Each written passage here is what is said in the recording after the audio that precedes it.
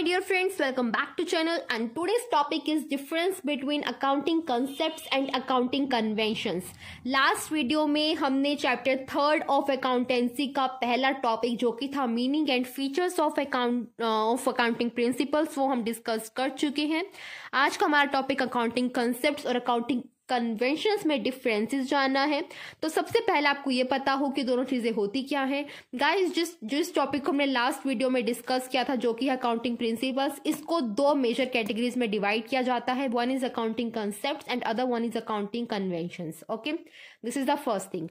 Next thing is that accounting concepts total हमारे पास 11 है और अकाउंटिंग कन्वेंशंस टोटल हमारे पास 3 है। जो ये 11 टोटल कंसेप्ट्स हैं, इन 11 कंसेप्ट्स में से 3 फंडामेंटल कंसेप्ट्स हैं। क्या है? इन 11 कंसेप्ट्स में से 3 हमारे पास फंडामेंटल कंसेप्ट्स हैं। What is the meaning of this word fundamental? That means very basic and very important, जो कि हर एक अकाउंटेंट को फॉलो करने हैं जब भी वो अकाउंटिंग स्टेटमेंट्स को प्रिपेयर करेगा। And these 3 fundamental concepts are issued by ICAI Institute of Chartered Accountant of India।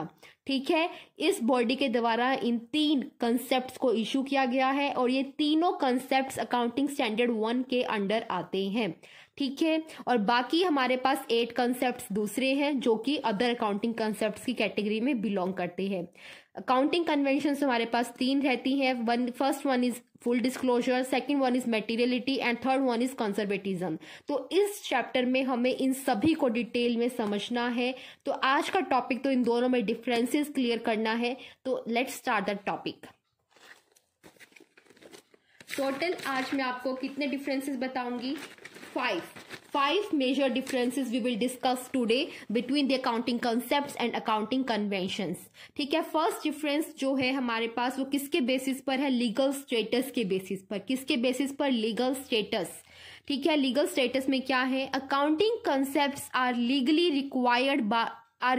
Required to be accepted by the accountants. क्या कह रहे हैं कि जो हमारे पास अकाउंटिंग कंसेप्ट्स होते हैं they are legally required to be accepted by the accountants.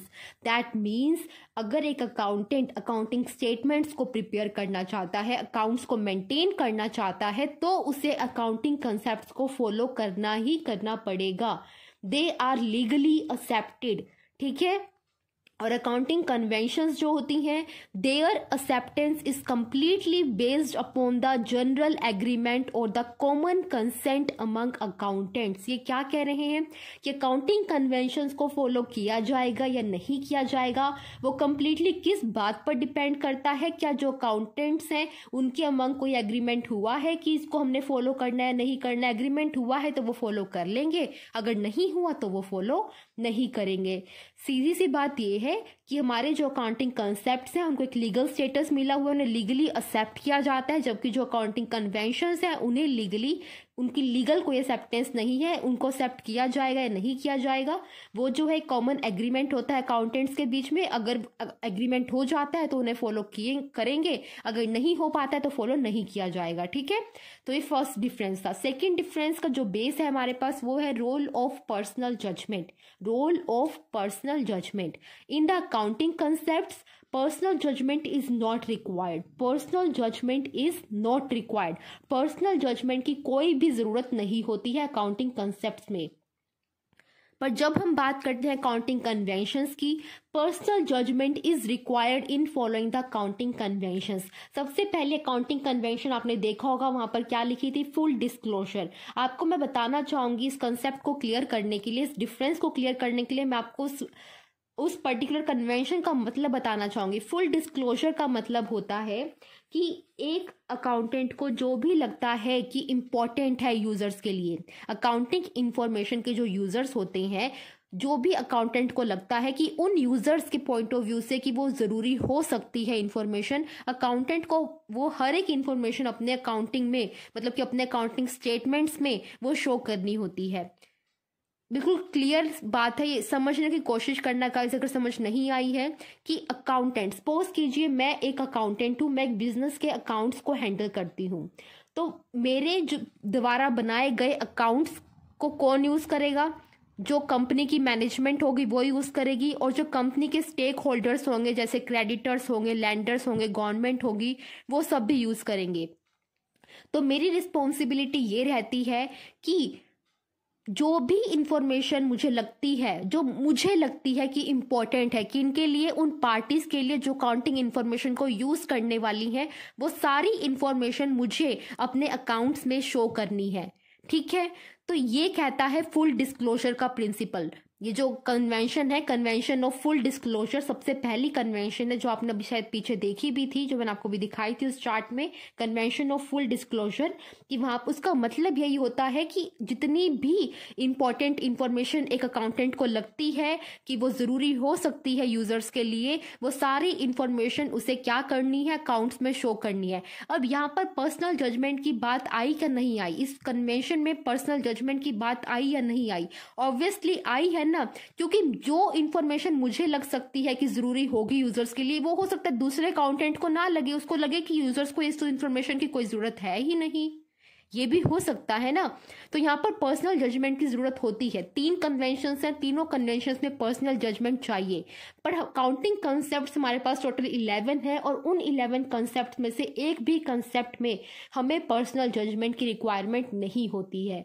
ठीक है, तो this one is the second difference. Third one is the significance. Significance का मतलब ये है कि ये किस चीज के लिए इंपॉर्टेंट होते हैं। काउंटिंग कंसेप्ट्स जो होते हैं वो ज्यादा इंपॉर्टेंट होते हैं। किस चीज के लिए होते हैं वो हम लास्ट पॉइंट में डिस्कस करेंगे, यूसेज में। अभी हम इनकी कंपैरेटिवली सिग्निफिकेंस की बात कर रहे हैं कि कौन ज्यादा इंपॉर्टेंट है।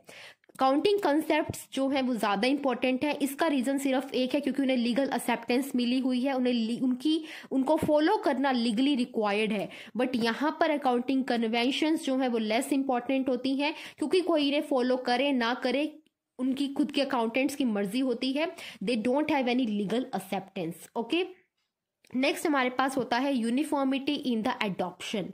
कि यूनिफॉर्मिटी इन द एडॉप्शन क्या कहना मतलब है, इस पॉइंट से क्या मतलब है यूनिफॉर्मिटी इन एडॉप्शन? यूनिफॉर्मिटी का मतलब होता है एक समानता। क्या मतलब होता है? समानता। कि जब हम इसे अडॉप्ट करेंगे क्या यूनिफॉर्म रहेंगे प्रिंसिपल्स, या ये फिर चेंज होंगे? तो क्या कह रहे हैं, जो अकाउंटिंग कंसेप्ट्स होते हैं वो यूनिफॉर्मली अडॉप्ट किए जाते हैं डिफरेंट एंटरप्राइजेस में। दैट मीन्स ये नहीं है कि अगर मेरे लिए जो प्रिंसिपल्स हैं वो दूसरी ऑर्गेनाइजेशन के लिए चेंज हो जाएंगे। जो एक ऑर्गेनाइजेशन के लिए ये कंसेप्ट्स रहते हैं, सेम कंसेप्ट्स दूसरी ऑर्गेनाइजेशन के लिए भी रहेंगे। बट जो अकाउंटिंग कन्वेंशंस है they are not uniformly adopted in different enterprises. इन्हें यूनिफॉर्मली अडॉप्ट नहीं किया जाता है। Reason is only the personal judgement, क्योंकि यहाँ पर पर्सनल जजमेंट का जो खेल है वो बीच में आ जाता है। तो जो डिफरेंट अकाउंटेंट्स हैं वो अपने परसेप्शन के अकॉर्डिंग इन्हें क्या करते हैं, अप्लाई करते हैं। ठीक है, नेक्स्ट वन हमारे पास जो लास्ट पॉइंट है डिफरेंस का वो है यूसेज। यूसेज में क्या है, they are use for recording the transactions. Accounting concepts are use for recording the transactions. कि जो हमारे अकाउंटिंग कंसेप्ट्स हैं उनका जो यूज होता है ट्रांजैक्शंस को रिकॉर्ड करने के लिए। मतलब कि जो बेसिक स्टेप्स हैं उन्हें परफॉर्म करने के लिए अकाउंटिंग कंसेप्ट्स का हम यूज करते हैं। और जब हम फाइनेंशियल स्टेटमेंट्स की बात करते हैं, जो कि प्रॉफिट एंड लॉस अकाउंट या फिर बैलेंस शीट प्रिपरेशन की बात करते हैं, वहां पर अकाउंटिंग कन्वेंशंस का मेजर यूज होता है।